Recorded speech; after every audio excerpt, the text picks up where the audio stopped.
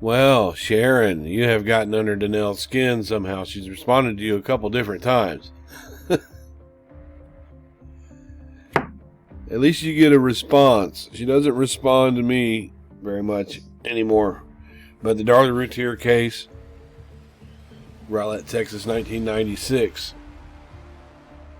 Danelle Stahl-Fugate has been speaking out on behalf of her sister and the love of her sister.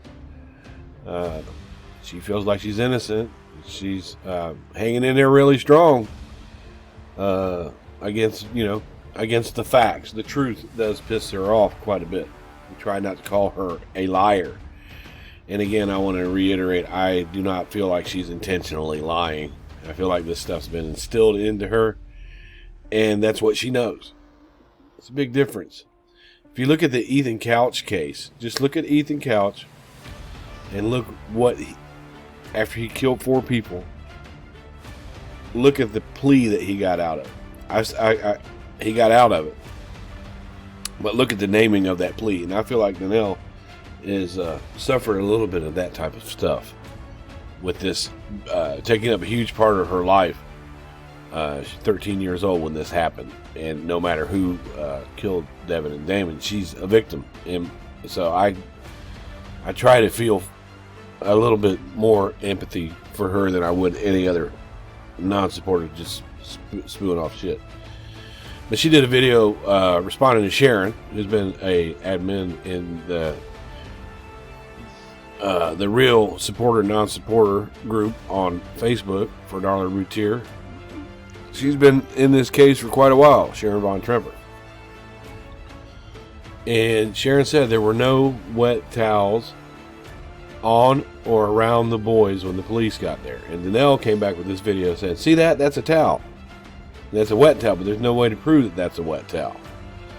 Okay, so what was said that, she was like, yes, there were towels and they were wet. And anybody knows that if you're trying to stop bleeding, that a wet towel is just going to make it worse. A wet towel doesn't stop it. The picture that Danelle showed doesn't prove that there was a wet towel. It proves that there was a towel.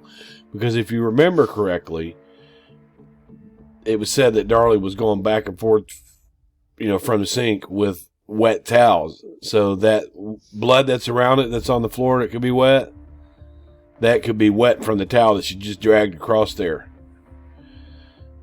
I heard that there were 21 towels in total collected.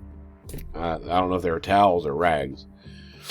But if you look at Killer Lashes on Megaphone podcasts, they started a deep dive into this case with 12 episodes of the Darlie Routier case, and it looks like one of them has one side and the other has the innocent side. Now, I want to reiterate. Danelle said there was a towel there, but you can't tell if it's wet or not. But let's have a listen. His glasses or his pants, to which Darren's story changed on both of those items being on or off, or which came first. Really? But no mention of checking on baby Drake, who was upstairs alone. And here's something she says here in a minute about the 911 call where she's telling Darren to hurry. And I never thought about this before. And that's why I like to listen to new stuff. But when she's telling Darren to hurry, he's supposed to be doing CPR at the time. But if she's telling him to hurry, that means he's running around the house or something. You don't tell somebody to hurry and do CPR. I was trying to think of what we can do to get my baby's help. Now there was the issue of these towels that Darlie was supposedly placing on the dying boys. And then I remember one of her today, and he was laying on his back. And I could see him stabbed in the back. He was laying on his back, and I could see that he had been stabbed in the back.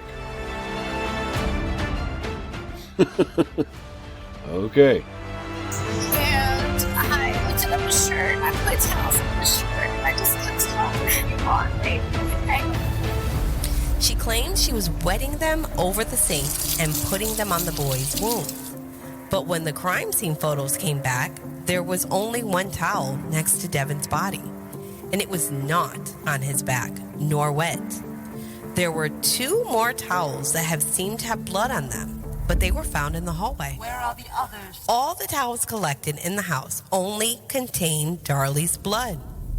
Both Darren and officers testified that Darlie was holding towels on her own wounds. And then another strange account is that Darlie said she didn't even know she was stabbed until Damon was taken out of the house and into an ambulance. So which is it? You knew you were cut and were holding the towels, or you didn't? A total of 21 towels and washcloths were found in the home. At the crime scene, investigators collected 3 damp towels from the utility room, 2 towels from the basket in the utility room, 4 washcloths from the top of the stairs, and 3 towels from the backyard spa. None of these were connected to the murders. 2 hand towels were found and photographed in the hallway, but both only had Darlie's blood on them, where she had been holding them to her neck. Most of the towels were scattered around a good distance from the boys. Neither Devin nor Damon's blood was found on any of the towels. 1 towel and 1 washcloth were discovered to have blood on them, which were both identified as belonging to Darlie. A green and white washcloth in the kitchen area is the one Officer Waddell observed Darlie holding to her neck when he first entered the house. Darlie had obviously lied about placing a towel on Damon. It also appears that from the time Officer Waddell appeared on the scene to the time Darlie was transported to the hospital, that she never attempted to render any kind of care to her dying son, Damon. Darlie was standing by the bar between the kitchen and the living room. I really wasn't concerned about her boys because she asked me about her jewelry that was set on the counter. She asked me if anybody had stolen her jewelry. The transcripts also suggest that Darren Routier lied as well during his own testimony about the towels. Even the paramedics testified that there were no towels on either of the boys. Darlie never mentioned anything about applying wet towels to anyone in her June 6, 1996 formal written statement to police. The wet towel story was born when Darren and Darlie realized that the police had taken the kitchen sink as evidence. Darlie was asked again to get towels and to apply them on the child's back to stop the bleeding. She was instructed several times to sit down or lie down. There's no other words to use. That's a lie. I told him to hold on. To be strong.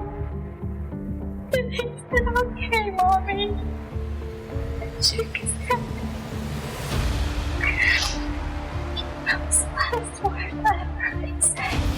Waddell asked Darlie for a description of the suspect. She stated that she didn't know if he was black or white, but that he was wearing a black shirt, dark pants, and a ball cap.